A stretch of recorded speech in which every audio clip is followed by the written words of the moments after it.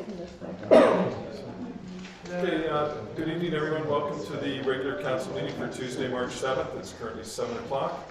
Before I get the meeting started, I'd like to acknowledge the village of Anmore. We'd like to open our meeting by recognizing the many indigenous peoples of our area, including the following First Nations with communities that are located in the region that we now know as Metro Vancouver: Musqueam, Squamish, Tsleil-Waututh, and Coquitlam. Further, we would like to honor the important place in history occupied by the many territorial keepers of these lands and waters around us since time immemorial.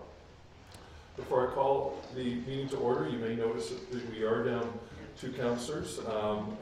Councillor Cryer would just wanted me to let everybody know the following. She sends her regrets for tonight's meeting. She is in the Tri-Cities lead for the 2023 homeless count. So for the next 24 hours, she'll be dispatching over 60 volunteers to canvass the Tri-Cities, conducting anonymous interviews. No names or identifying information is gathered in order to determine the number of unhoused community members. This count is about more than numbers. It's about real people who don't have access to safe and affordable housing. It's about gaining an accurate understanding of who is living without housing and the reasons behind that. Children, youth, women, people of all marginalized genders, identities, and those sleeping in RVs, vehicles, and encampments, and who do not have access to permanent housing need urgent action in this community. The count helps collect this critical information. This year's count is crucial, as the last count was done in 2020, 1 week before the pandemic struck. The pandemic, inflation, and the housing crisis will most certainly be reflected in the final report, which will be released in this fall. So I just wanted to thank Councillor Cryer for making a commitment to being out in the community, in the Tri-Cities communities for the next 24 hours, so she will not be here. Also, Councillor Trowbridge is on the line. He was hoping to be here in person, but ran into a few issues about being here, but he is joining us online. With that being said, I'd like to call the meeting to order. Approval of the agenda. The recommendation would read that the agenda be approved as circulated. Could I get someone to move that? Moved. Seconded. Call the question. All those in favor? Opposed? Carried unanimously. Aye. Public input. Public is permitted to provide comments to council on any item shown on this meeting agenda. A 2-minute time limit applies to speakers. You just list out your name and address, please. Nancy Maloney, 1724 East Road. And can everyone hear me? Yeah. Yes. My comments relate to the minutes of the February 7th, 2023 council meeting, item 11B, and here it is. Anmore community grant applications. And I would like to request that the grant to the Anmore Times be revisited and increased to the needed $1,000 stipend. Nancy, Nancy, can you turn on the microphone? Can Oh, it's not turned on? Yeah, I can come up there. I just don't have my mask. Just tap? Yeah. Yeah, tap till it's blue. There. There you go. Should I start over? Sure. Okay. Thank you. My comments relate to the minutes of the February 7th, 2023 council meeting, item 11B, Anmore community grant applications. And I would like to request that the grant to the Anmore Times be revisited and increased to the needed $1,000 stipend. This should be done for reasons including my letter to the editor, which I brought along. It's in the March Anmore Times, which is now in our community boxes. So I recommend reading my letter that I submitted to the editor, which can be found in the recently distributed March issue. In addition, this would be an appropriate recognition of International Women's Day, which is tomorrow. This connection arises from the fact that, with some exceptions, the publication of the Times has been mostly through the efforts of local women for the past 38 years, so a very long time. This should be recognized and appreciated, and appreciation should be shown for this valuable service to our community over this long number of years, 38. Women, despite being more responsible for caregiving and household responsibilities than their male partners, are considerably more likely to contribute unpaid community volunteer labor. Approximately 64% of volunteers are employed women, despite the continuing wage gap even in Canada, where women make 90 cents for every dollar made by men. Personally, as a PhD psychologist, I have lost literally hundreds of thousands of dollars keeping my disabled partner from a stroke out of a care home for the past 15 years.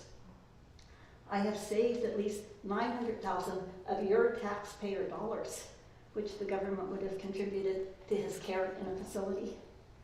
I have received no compensation for this 15 years of significant unpaid and difficult unpaid work.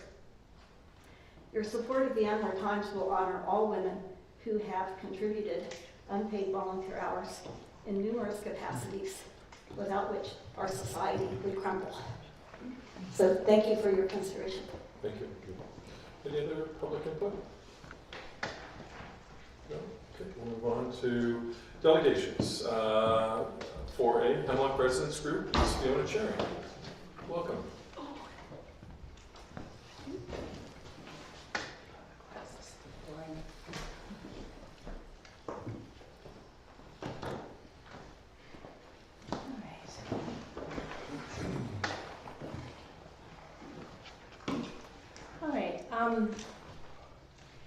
I hope everybody's had a chance to review the document.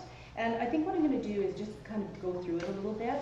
I have to apologize, there are a few corrections to it and changes where a few things that I've missed or a few things that I've tried to clarify. So, is your mic oh, yeah, I think it's, Is it blue? Yeah, it's blue now. Okay, a little closer, yeah. Just have to be blue. That's better? Okay, good. Okay, so I'm just going to read through it because nobody here knows anything about it. So, and then I'll just point out where the changes that we've taken a look at. Okay, so the purpose and introduction for us is we come before you as a group of longtime residents on Hemlock backing onto Maury Lane, as well as the residents residing at 1026 Maury Lane. We find ourselves in a unique position to provide the village with a unique land development opportunity and present our proposal to apply for CD zoning. The purpose of our presentation is to begin discussions and receive feedback from council on our proposal before proceeding with the formal application. The background. The intent of any development, including infill, is to allow for the creation of new residences that maintain and enhance the semi-rural nature of Anmore. As land value increase, it is far beyond reach for our young family residents. This opportunity allows residents to offer land to our family so that they stay in Anmore and allows us to age in place, which directly aligns with Anmore's OCP and future development commitments.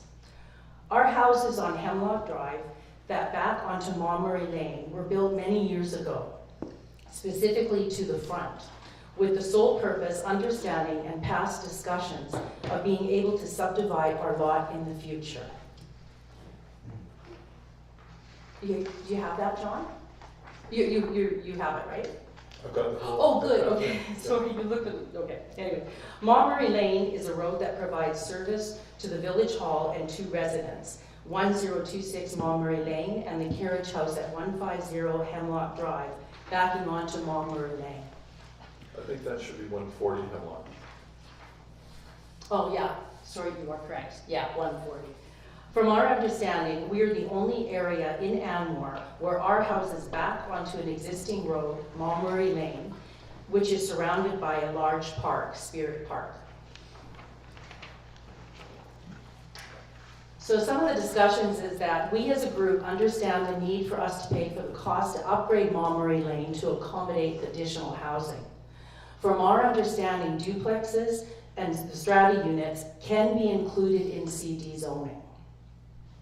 Now, I have a diagram that was attached to the document, which the following residents, what we're talking about is Hemlock Drive, 100A and B, which is a duplex, 110, 120 are single family homes, 130A is a duplex, and 140 is a single family home, and they're all 1 acre lots.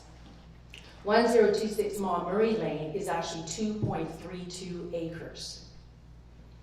Hemlock Drive lots would be subdivided into half or third parcels. 1026 Maury Lane would be divided into 4 lots. One with the existing house would be 1.32 acres, and that would leave 1 acre to be divided into 3 third-acre lots. For CD zoning, the Hemlock lots would pay $150,000 each. 1026 Murray Lane would pay $10,000 for the second lot and $100,000 each for the third and fourth lot. And you can note that we base these amounts on the current CAC contribution and the fee for RS1 zoning. So the following that you see is a comparison of what the financial gain for the village would be if we proceeded with CD zoning. What we're looking at is with the Hemlock lots, 5 of them at $150,000 would give you $600,000. 1026, its lot, the first one would be $10,000, and the other two would be $100,000 each, which would give you $200,000. This would give you a total contribution to the village of $810,000. If you turn it around and we looked at it as far as only doing infill, what that would mean is that the duplexes would be out.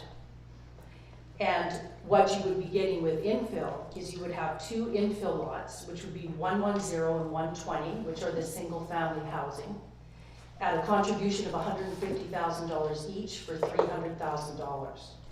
The 1 acre lot at 1026, it would be RS1, so you would receive $10,000 for that one. So we want to definitely take note that the duplexes do not qualify for infill, so those would not be included in the lower contribution amount.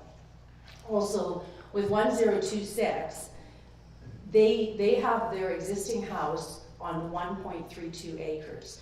So if you take a look at that, they cannot divide that again in infill, just because they have to take down their whole house, which is not practical. And so they can't do another lot. They have to remove their house, okay? So you can also take a look at it too, that if they were to do 1 acre, 1026 was to do 1 acre and cut it off, you still wouldn't get that extra $150,000 for the future, because we don't know what's going to happen. We don't know if the person that buys the acre is going to actually do infill on it or keep the whole acre themselves. So you can't really count on that revenue either. Okay. So the explanation for the lot distribution is that it allows us to include the duplexes, so these longtime residents may have the benefit providing land to their family or aging in place. It also allows for consistency in lot sizes and development surrounding the new village hall to create sort of a complete and visually pleasing neighborhood. I'm going to ask you if you can pick it up a little bit, because we have a time frame on our Sure. on our Okay. development. I'm just about done anyways. Okay. Good. So we understand in CT zoning that a donation of land can occur. However, we feel there will be significant gain for the village through a financial contribution. We also welcome the AP and the Parks and Recreation review our proposal for any opportunities. I'll just skip the one section just in lieu of time. So basically the financial benefits to the village are there's a potential gain of $810,000. There's continuous annual tax revenue. There's no cost to the village in upgrading Murray Lane. Another reason of the benefits is that it becomes a complete neighborhood. One of the reasons we looked at that is the development would be next to Ravenswood, which is really one of the best designed neighborhoods in Anmore. And because of its consistent lot sizes with our lot sizes, we could actually mirror Ravenswood and become a completely visual pleasing development and neighborhood. Also with Spirit Park is that it's a good utilization of land around the village hall. One's for protection and safety, which surrounds Spirit Park and the village hall. We've had a lot of problems with Spirit Park. It also aligns with Anmore's OCP policies. It fits into the Anmore's OCP concept for gentle housing, diversification, allows for aging in place, allows for family members to remain in Anmore, opens up land to families that want to move to Anmore. And lastly, with the BC Provincial Growth Strategy, it's the benefit of demonstrating to the provincial government that Anmore is trying to create more affordable housing. Thank you Great. thank you very much. Thank you for your time. Yeah, thank you. I'm just going to pass it on to Mr. Boyd for some comments. Before I go there, I just wanted to ask one thing. The clarifications. Could you go through what the clarifications were in your report so that we have them? I know that on the map, you've missed 130B as one of the, Well, that's the duplex. right, but you have 130A, so we should include. Yeah, so, And then 100A and 100B. yes, that's the Okay. duplex. Okay. Yeah, But my last point of clarification, 140, Mr. Madanek, yeah. he actually called me and said that he didn't want to have any involvement in this. So I see that you've included him in this. We have, because we're having further discussions with him, and he hasn't Okay. completely made up his mind. Initially, when we were talking about this, we were talking about different things, so we don't know yet if he is involved.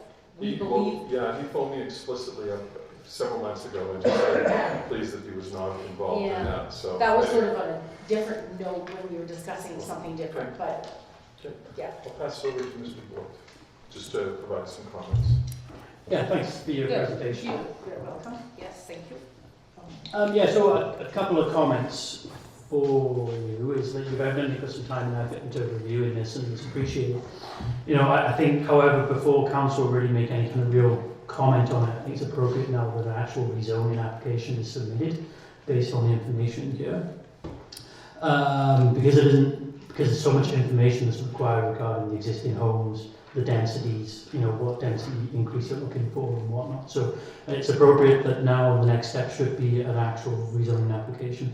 And just a few points I would clarify for you on your presentation. One of the points regarding the 5% parkland, that's a subdivision requirement. It isn't really to do with rezoning. And so when we go through rezoning historically in Anmore, CD development has requested roughly about 30% of the land. So that's something that you might want to consider there. The 5% is purely if you don't need to go through rezoning, you actually just have a straight up subdivision requirement that 5% is required. There's a few other pieces to it, but that's roughly the answer to that one. And then really the other piece that I just refer back to is the CAC contribution. The CAC contribution is typically referred to as the lift in the land value as well, the lift being the increase in value of the land, and it's kind of determined then through an economic evaluation of what's fair and equal to the developer and what's equal to the municipality as well. So when you come forward and say, here's what we're willing to present, that's great, but there'll also be some independent economic decisions made as well to determine what that value would actually be into the future. But other than that, I would say, you know, if you wish to proceed further with this process, I think it's appropriate now to provide an actual subdivision application, a rezoning application for this development. Thank you. Okay, move on now. We'll move on to the adoption of the minutes of the regular council meeting held on February 7th, 2023. The recommendation would read. That the minutes of the regular council meeting held on February 7th, 2023 be adopted as circulated. So to move those minutes, moved, seconded. All those in favor? Opposed? Carried unanimously. Is there any business arising from the minutes? No? Okay, we have a consent agenda. I just wanted to pull one item on the consent agenda, and that is 7B, the Lower Mainland Local Government Association Annual Conference and AGM. Councillor Cryer, because she is not here tonight, would like to speak to this, so if we could defer this to the following meeting. Absolutely. Yeah. So that will be pulled. So let's just first of all then the Finance Committee appointment, which is on the consent agenda. So could I get the consent agenda moved and seconded, excluding 7B? So seconded. All those in favor? Carried unanimously. So then I'll move on to items removed from the consent agenda, and that's 7B. So move to deferment to the next meeting, which would be on the 21st. Someone to second that? Second. All those in favor? Carried unanimously. Aye. Okay, we're now on to 9A, legislative reports, Anmore Green Estates Local Area Service Loan Parcel Tax Establishment Bylaw. Report dated March 3rd, 2023 from Ms. Martin, Manager of Financial Services. Ms. Martin. Good evening to Mayor and Council. The purpose of today's report is the creation of a parcel tax bylaw for the Anmore Green Estates Local Area Service Loan, and recommended that the Council grant first, second, and third readings to the Anmore Green Estate Local Area Service Loan Parcel Tax Establishment Bylaw, number 674/2023. Anmore Green Estates was established by petition for the purpose of securing a loan for the completion and operation of the David Avenue Regional Sewer Connection.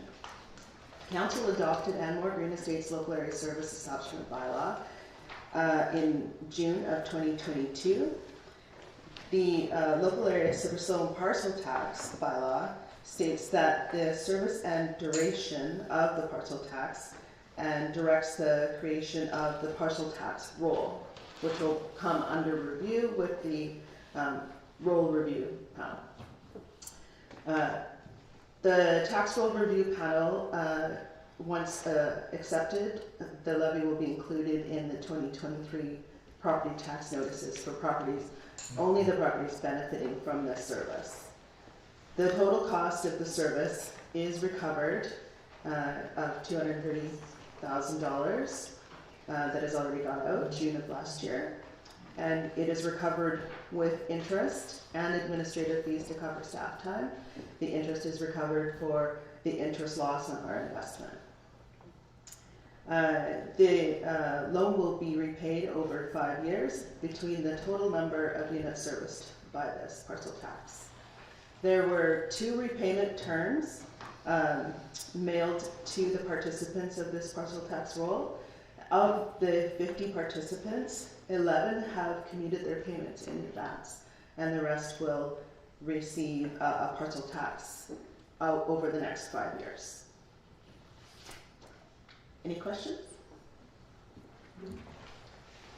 Do you have a recommendation? What should we get the recommendation?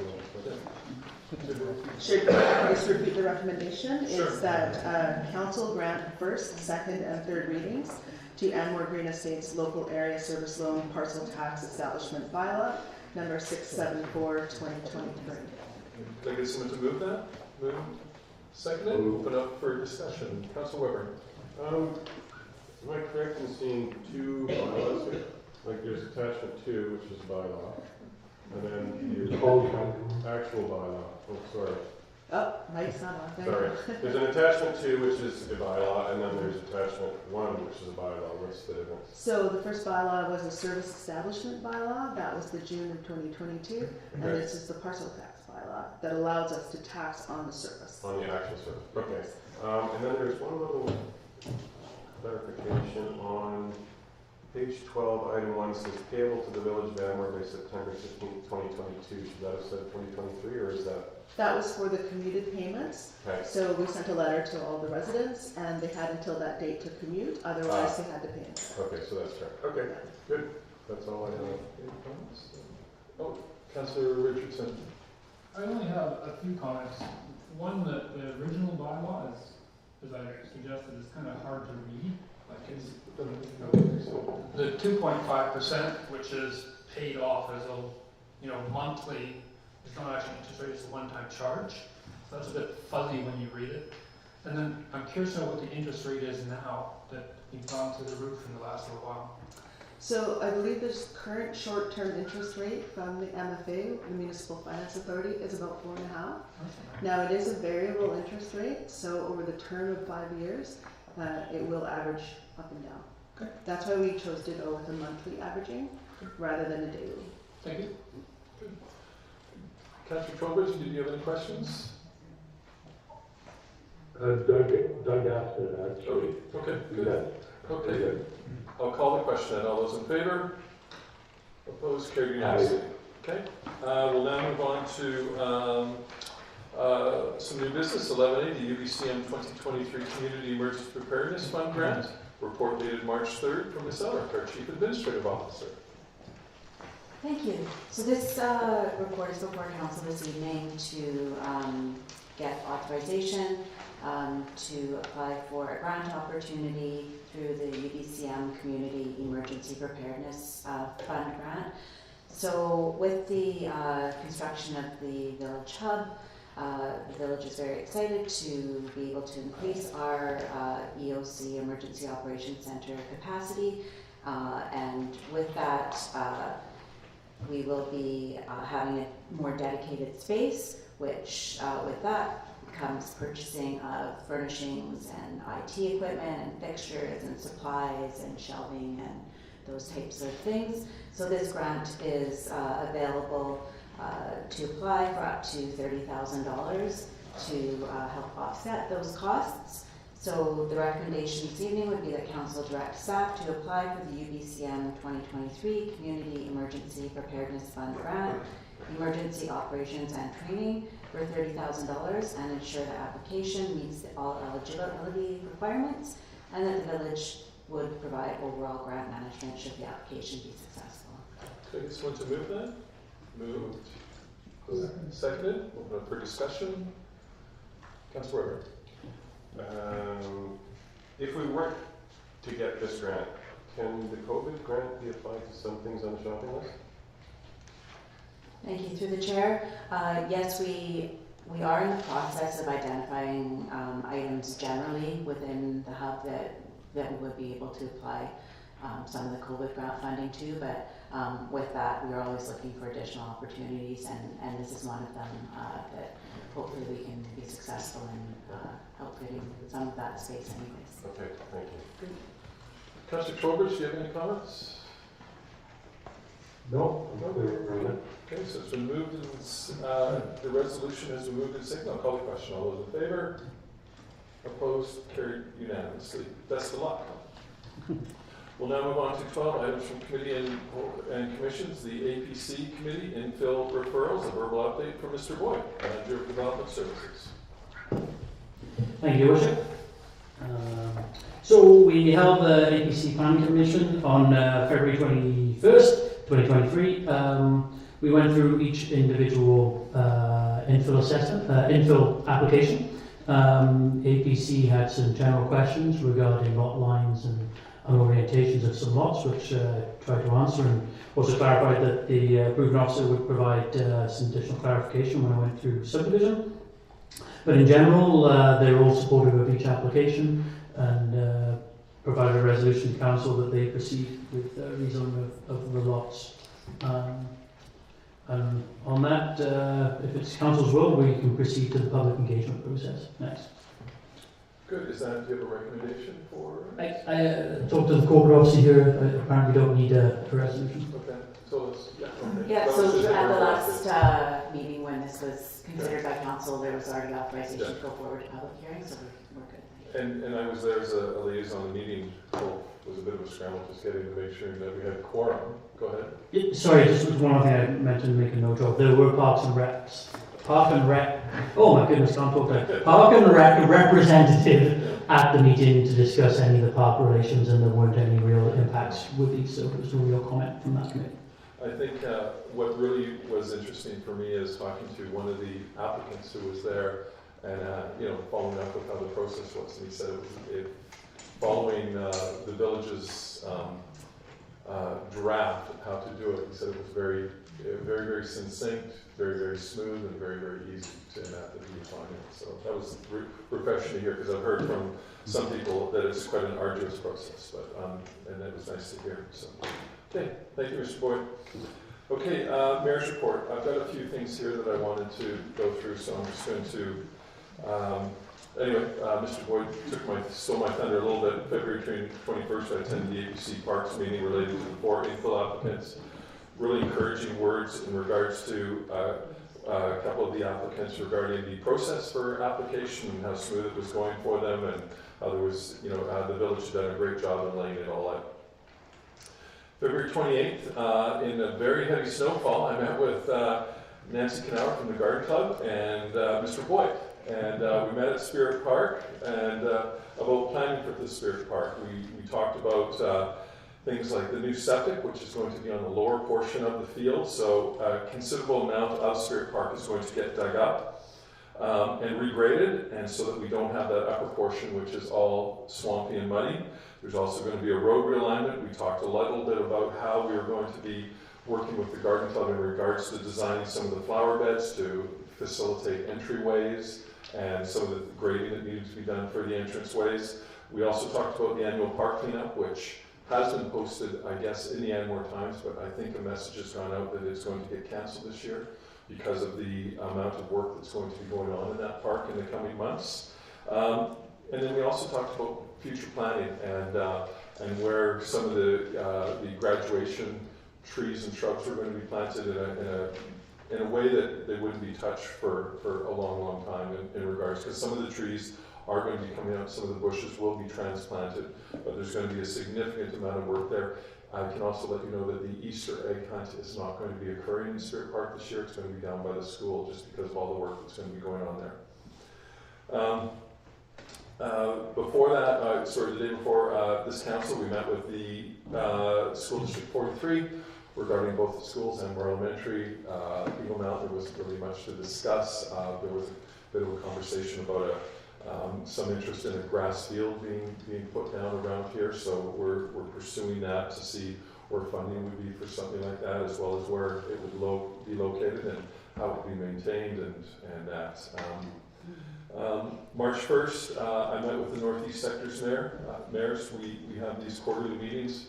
All the mayors from the Northeast Sector, including Maple Ridge, Pitt Meadows, the two Coquitlam's, Fort Moody, myself, and Belcaire. We talked about transportation issues. We also talked about park issues and a lot of other, sort of Metro Vancouver and TransLink issues that are coming our way. To make sure that we're all united, March 2nd, with my fellow trustees, Trustee Weberink and Trustee Trowbridge, we had the Sassnet Volunteer Fire Department meeting. We went to the budget.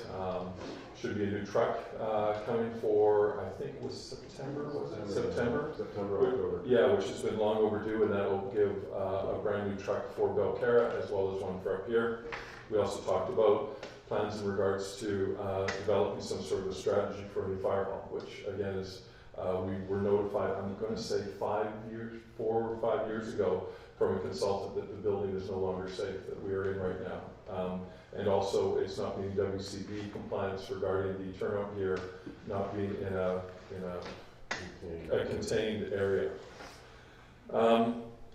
That's March 3rd, this last Friday, I was with the Premier as he announced $250 million towards the Iona wastewater treatment facility. And he also passed on to me that we were going to be receiving $1.73 million in the municipal grant, which is going to be an amazing injection of cash. It's a capital, once only, for our village, and we'll start discussions probably at the budget meeting forthcoming this Thursday in regards to how to projects that are well needed of this funding. This past Monday, I met with the principals of the Anmore Times, which relates back to one of the questions that was in our public input. We chatted about opportunities for funding, and I think we've sort of perfected a little bit of a funding model that we're working on. And we've also talked, a big thing was about just how to start building community, and not the online portion of the Anmore Times certainly fell into a trap of what would be the best word to put it? Got a little toxic. It got a little toxic, and so they want to revert back to a more building community thing rather than tearing a community apart, which is some of the comments in that. So anyway, and this following Monday, March 13th, we're meeting with staff, all our staff and council to start a strategic planning process, which I'm really looking forward to. Before I get into my last item, I just wanted to ask Mr. Boyd regarding an update on the Village Hall Hub, because I'm hearing everybody asking about it. So if you could just quickly make a few comments about that. I finally have some good news updates. As people probably witnessed, that it's kind of ground to a halt recently at the hall.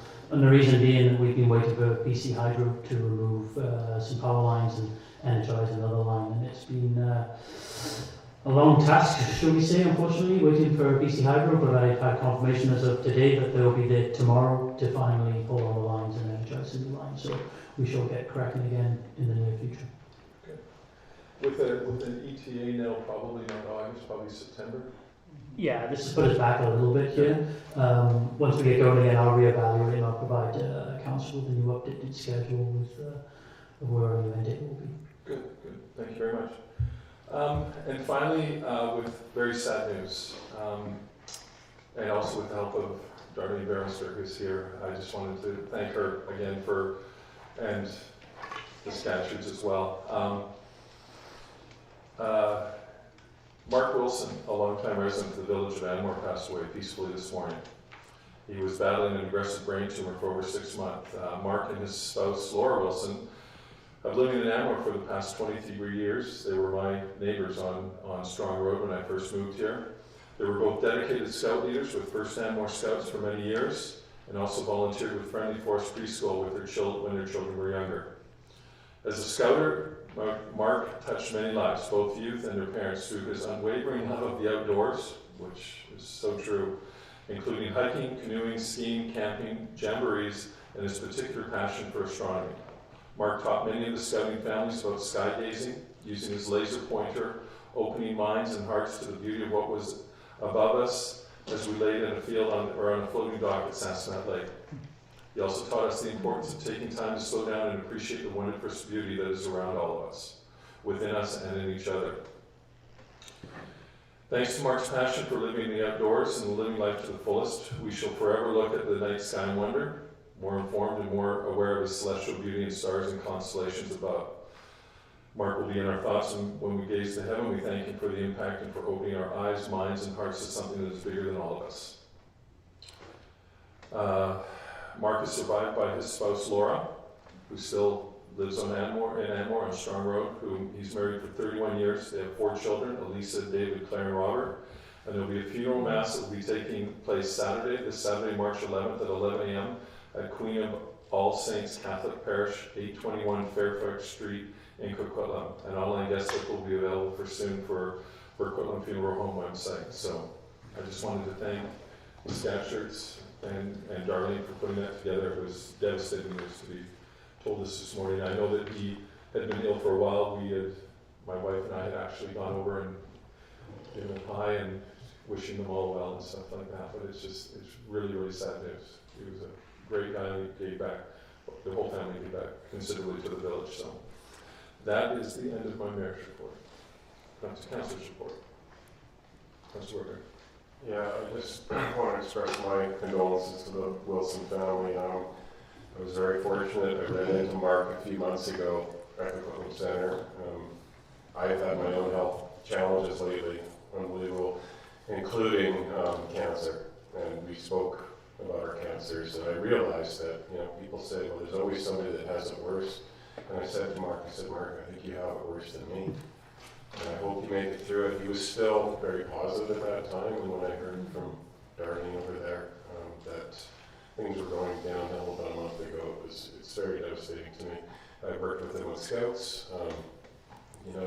One of the families that we talk about building community positivity and contributing positively to our community, well, that was the Wilsons, 100%. And it's just such a shame to lose a guy of Mark's caliber. This one's gonna hurt. Good. Okay. Councilor Richardson. Sure. So I attended the local RCMP Officer in Charge Awards to represent Anmore. And it's always, I would say, rewarding to see people who become their best when they encounter the worst. So that was nice to observe and watch them get the awards. And I'll also say I'm really envious of those red serge outfits. They are fantastic when you see them up close, and the boots are to die for. Not that I'm a boot guy, I got holy smokes. I attended the Port Mooney Mayor's Town Hall on snow and ice response, which was interesting. I did it for a few reasons, just to sort of understand what people do in other communities, because we have much better roads than elsewhere. And there's actually really no way to get out of Anmore by car unless you go through Port Moody, so I had some interest there. I've also been interested in bylaws and bylaw enforcement over the last little while, and when I really try and read what we say, I would say it's a huge challenge. Our bylaws to describe what it feels like going to do this on a lot of fronts. So I'm going to work to see if I can get that cleaned up. And then one comment to the staff. There are 2 huge, over 1.5 square meter real estate signs at the corner of Hummingbird and East Road.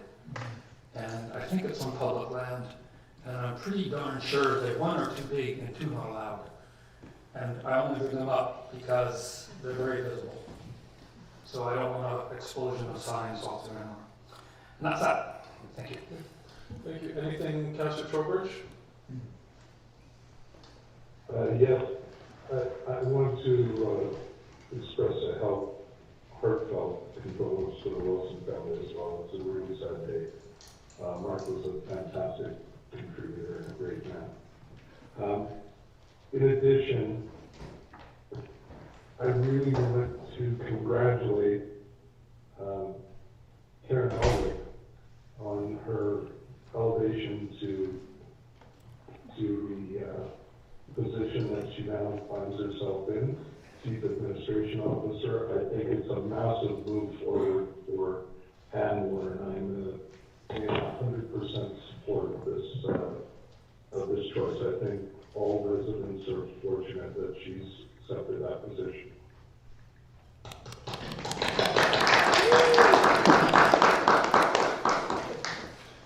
Thank you, Councillor Trowbridge. We'll move on to Ms. Elrick's Chief Administrative Officer report. Your first report. Thank you.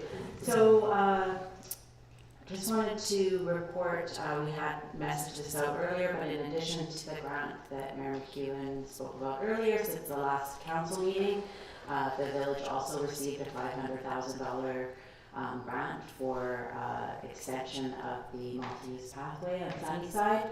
So this is a BC Active Transportation grant, and it's a 70% contribution from the province and 30% for Anmore. So again, this will be something that's coming through to Finance Committee in terms of Anmore's contribution part in that. So that's very exciting to receive yet another grant and additional funding, which makes a big difference in our small community. In terms of the website, which I talked about last time, we now are underway with our engagement opportunity for feedback on the website. So there was a mail drop of cards, QR code. It's also available on the village website, or you can call Village Hall. And that survey is open until March 20th. So we're excited to receive some feedback from the residents on our new project here. Also, we will be having Finance Committee here in the space at Anmore Elementary on March 9th, Thursday at 5 p.m. and that meeting is open to the public. And lastly, on Friday evening, here in this space as well, there will be Youth Bingo coming back, which I think has been on a bit of a hiatus, so that's exciting for the kids as well, and that'll be from 6 till 8 p.m. here on Friday. That's it for me. Good, thank you. We've got some general correspondence. Sorry? There? Yeah, go ahead. Can I ask a technical question? Sorry. Please. Karen, the 70/30, so that is, I couldn't quite hear a piece of it. That is not like the TransLink 75/25, it's a different source. That's correct. This is a different source. This is a grant that was applied for back in October, so it was actually quite a quick turnaround. So the maximum grant is $500,000, and that would be a 70% contribution, which would then, with Anmore's contribution, bump up the project allocation to 700 and change. Mr. Boyd has just got his calculator. 765 should council choose to utilize the entire grant portion. Fantastic, thank you, appreciate it. Sorry, I'd like to ask a question too. Maybe it's more of a question for Mr. Boyd. How far can we, that, not the one behind you. How far do you think roughly we can extend the path down Sunnyside with that kind of, Yeah, so the last estimate that I completed to complete the pathway from East Road and Sunnyside all the way down to Summerwood Lane, that section, it was approximately, I want to say off the top of my head, it was something like 1.6 million, so it'll get us roughly halfway on that stretch. okay, so that's, it's expensive. Yeah, it's expensive. The reason it's expensive is because we have to infill those ditches along there to be able to provide that cross section. I was hoping we could make it to the Icona property, then Icona could just sort of take it from there as a gesture of goodwill. Hence why I stopped it at Summerwood. I actually walked it the other day, and the northern portion from Sunnyside, or from East Road to elementary is actually in fairly good condition. Yeah. It's from there on that the majority of the work would need to be done, and I think we had talked about, with making sure there's proper pull-out for the school, for the buses and that, and also set a little bit of more separation from the road for people walking. So I think the money will easily be used, and I think it's going to add a significant benefit to the area. So good. Thank you. With some just general correspondence from the Tri-City Health Areas Community Partnership, Fraser Health, communications from Communities in Bloom, Metro Vancouver Board and Brief. I'll open up for public question period.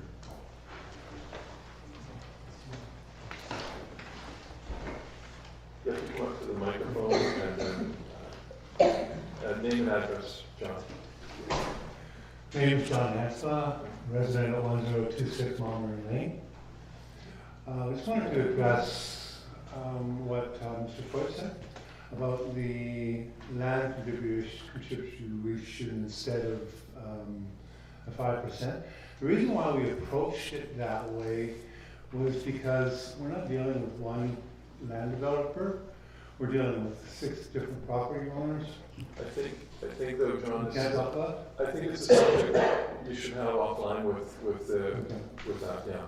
It was difficult to come up with anything that made any sense. Yeah, thank you. Any other public question before we adjourn?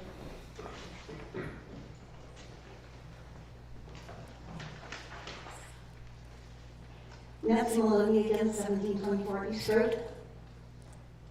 Okay, you can hear. On January 16th, 2023, Premier David Eby and Minister of Housing Ravi Kahlon announced the Housing Supply Act, which empowers the province to establish housing targets for all BC municipalities. Very oddly, Anmore was specifically mentioned by Housing Minister Kahlon, noting that he had met with Mayor John McEwen in reference to selecting 8 or 10 BC communities which will be initially targeted for inclusion in this opportunity to actually legislate growth. So this is a very, very serious piece of legislation. I am dismayed but not surprised that Mayor John has never mentioned this meeting given the potential impact of this legislation on our community. My question is, what was the content of these discussions that have happened already behind the scenes? I never met with the minister. He said that in his announcement. Okay, I'm telling you, I've never met with him. I did have a Zoom call with him, I think it was last Thursday regarding Metro Vancouver, but I've never met with him. And do you know anything about why Anmore has been specifically targeted for this initiative? I wouldn't say targeted, I think all municipalities have been commented on. No, only 2 were mentioned in the announcement, Vancouver and Anmore. I don't know. Should you maybe, as our mayor, be finding out what is happening behind the scenes here? Again, there's been many comments in the public in regards to the housing needs assessment of our region, and so, am I surprised that Anmore was mentioned? Not really. I think actually this council's actually mentioned it on a few times that the government is going to have probably put some sort of influence on all regions to participate in the housing crisis that they deem. So no, I've not met with them. I would suggest that our council should become possibly a bit proactive rather than just, since we were mentioned and it was mentioned that he had met with you. Thanks. Okay. Anything else?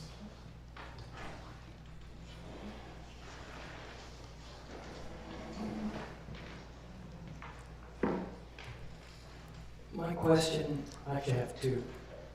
First question is regarding the financial disclosure statements of last January. I see that, Jurgen Durfton, 1815 8 East Road. I see that Councillor Trowbridge has assets and shares in Index Construction, and the company has its headquarters in Vaughan, which is just north of Toronto, and another office in Port Coquitlam. So my question is quite simple. To the chair, will Index Construction stand to benefit from any spin-off economic activity if Anmore South goes ahead?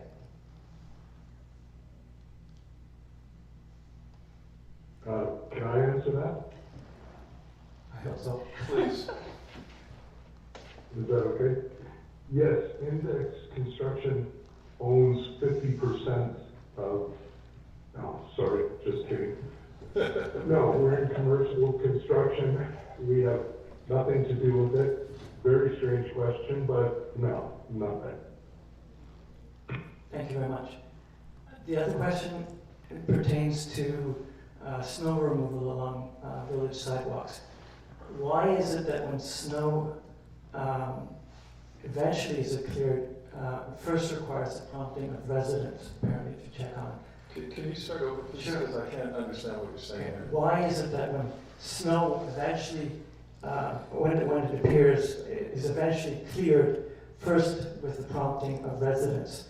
Does the village actually expect residents to clear the sidewalks adjacent to their properties, when in fact the sidewalks are the property of the village? And finally, does the village expect residents to engage in what could be considered backbreaking labor for people like myself amidst heavy snowfalls in order to keep pedestrians safe? Do you want to carry it? Sure, through the chair, in terms of snow removal, the Public Works staff does have identified priorities in terms of roads first. Specifically regarding sidewalks, as in most communities, it is the expectation that homeowners are taking care of the sidewalks in front of their property. The village does go and out with the Kubota and clear those areas when possible. In this last snow instance, our Kubota was actually the first day of the snow taken out of service and out for repairs, and it just came back yesterday. So I think yesterday was a big day that there was any snow remnants was being removed by the Public Works crew. But in answer to your question, I think generally the expectation is that homeowners are clearing snow and the sidewalks in front of their houses. With all due respect, I find it somewhat onerous because if you look at, for example, where I am, it's not actually my property, but the rail along East Road from Thompson up halfway to Strong, or to what was the Cordic residence, is a lot of property to clear. I've attempted, it's not even my property, it's not adjacent to my property, and it's just sometimes impossible to clear. And I don't understand how the village can expect students or elderly residents who walk dogs regularly to negotiate that kind of snow barrier. Well, I can just tell you, our Public Works does the best job that they can, and we have limited resources. We try and follow within our taxes so that we don't have exorbitant taxes. We try and bring in, we actually purchased that Kubota for the specific thing of being able to do some of the walkways, and we do the best that we can. So, you know, I don't know what else to say to you. We're not going to be able to get every sidewalk within 2 days of a heavy snowfall. We try our best, okay? So I don't know, you know, being critical, please, being critical of Public Works and the jobs they're doing, it's just not on with me. So you know, they were trying their best. Ms. Elbert clearly stated that the machinery broke down. As soon as it was up and running, it was out there clearing it. So, we could throw infinite amounts of money at this, and it's still not going to be able to solve the problem.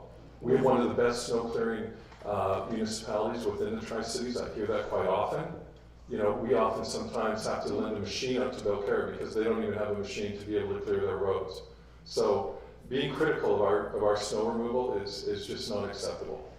With all due respect, I wasn't being critical of snow removal. I was commenting on what was appearing on Anmore Conversations, Well, where it appeared, that's probably the first mistake. it appeared that some villagers were complaining about the snow, and then finally it was removed, and I was actually surprised why it took a week to happen. The CAO has mentioned, and I had no idea, that the machine broke down, and I don't think anyone on Annual Conversations knew that the machine broke down. And if they had known, maybe there wouldn't have been as much feedback. Good. Thank you. Thank you. Any other questions? Sorry, two quick things. Nancy Maloney, 1724 East Road, and related to Yurka's issue of sidewalk snow removal and the fact that that becomes very hazardous for seniors, people walking, having to walk on this road where there's traffic. Anyway, it was, a dangerous situation where someone could have been, in fact, killed. But I don't think residents are aware, so this is like a communication problem. Residents don't seem to be aware that there is an expectation that if you're able to do so, that if you're living near a pathway, that you should, if at all possible, become engaged in removing some of the snow of that pathway. It seems like people don't know that that is an expectation in our village, that has not been adequately communicated to the residents. Anyway, that would be a helpful thing. And, my other thing is, I'd like for mayor and council to think about reestablishing the spring and fall cleanup, which we had for many years, and then it was discontinued because, due to financial problems within the village, it was said that we could not afford the luxury doing this. Actually, to correct you, that was not the case. It was a $7,500 expense, and it was because it was not being fully utilized, and so it just didn't make sense. It was not a financial challenge for us. Okay, so maybe should we try Yeah, to and then we added the green bins, so. Obviously, it's not adequate for a large property such as ours, maybe for like where Paul lives, the green bin. But in the snow that happened, the ice storm the week after Christmas, fortunately, I have kind neighbors who helped Murdo Patterson, and I fully loaded his pickup, to overflowing with tree debris that had come down during the ice storm. Two overflowing loads during that one ice storm, and I'm busily, working on all of this again from our recent storm. So it's, I know some people, including some members of council, have trucks and such things. Other people only have normal cars, and a problem, even in Paul's neighborhood, a problem in recent times has been because there isn't the pickup. What people were doing in the subdivision where Paul lives, I walk there because I take Bruce to physio at the end of Alder, but people were in fact burning as a way of disposing of this debris without cost. Paul's just going to answer. I just want to comment, Nancy, just since you mentioned my name. I try to, even though I have a small yard, I deliberately chose a small yard. I would never want a 1 acre lot.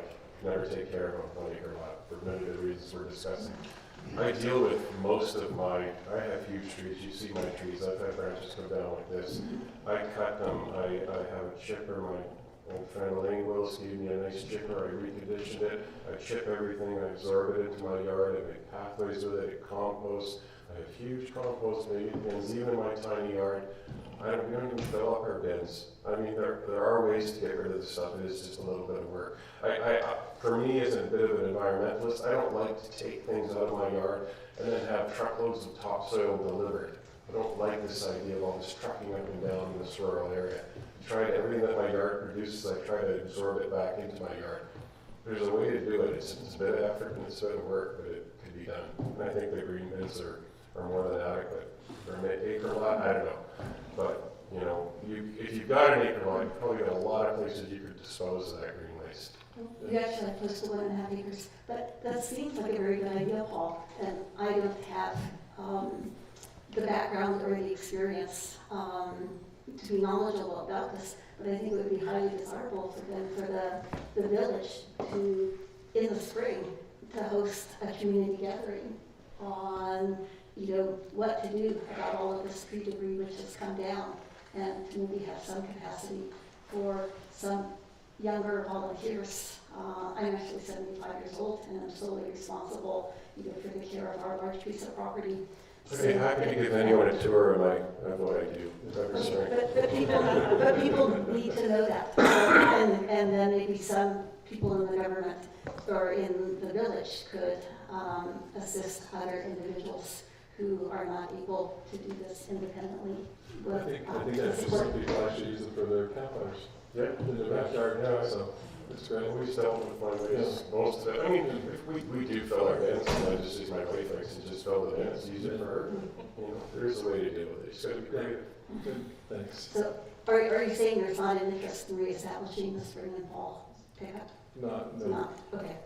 I just wanted to also comment, I just recalled that in most municipalities, all homeowners are responsible for their front of their houses with for clearing snow. So, Could I make one comment? yes, please. Okay. Name and address, please. My name is Paulette Strim, Yeah. and I live right next door. Oh. You see the blue? Or the Thank blue? you. Okay. Paulette Strim, and I live right next door at 76 Elementary.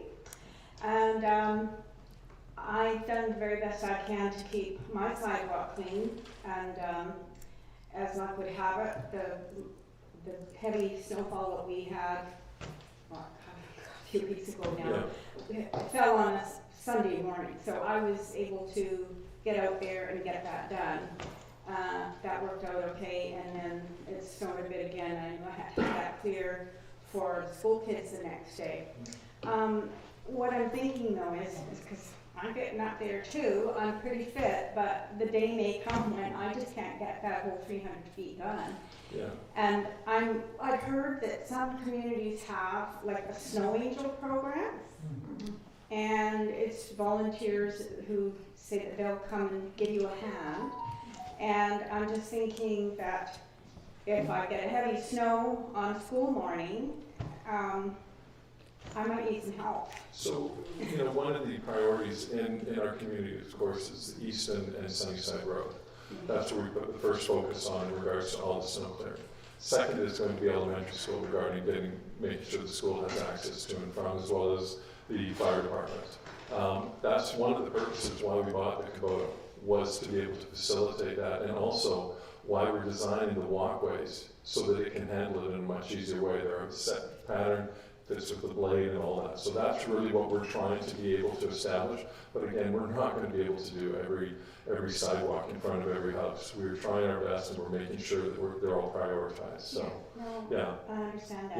Yeah. At one point, like I never even knew who did the sidewalks because sometimes I'd go out there to do it, and I think a neighbor of mine who lived on the other side of elementary had a little machine, and he did it. But for the longest time, I never knew if it was just, you know, a neighbor or I usually do my sidewalk in front. I've got a little plot that has a blade on it, so I usually run right down the street to make sure. Yeah, okay. So it's, you know, it is a bit of, you know, neighborly participation as well. So, But I think Nancy made a good point in that I think maybe some people don't know they're responsible for it. Maybe it should go up on the billboard or whatever, because that's I a fair walk point. and, you know, I can go so far, but then I come to a big patch of snow and then I'm going through ice and it's really not safe. Yeah. So if everybody knows that they're supposed to do it, and we could have some snow angels so that if it's more than you can handle, you could ask for help. Yeah. Councilor Richardson. So, 2 comments. One is probably has a snow angel program, and you actually get a badge or a medal or something if you clean somebody's sidewalk. I think if we're doing a new website, we could add something like that, because somebody has to organize it. That would be fantastic. And then I'm just going to relate, I understand some of the struggles. My sidewalk is 6 inches from the road, and the plow dumps 3-4 feet of snow onto the sidewalk, which is hard, basically crusty. And even if I worked all day with machinery, I probably could not clear that sidewalk. So I think it's impossible that we expect that as certain residents all the time. Anyway. Thank you. Ms. R. Thank you. In terms of the communication, that's something certainly that staff will take back and try and better communicate out to the village.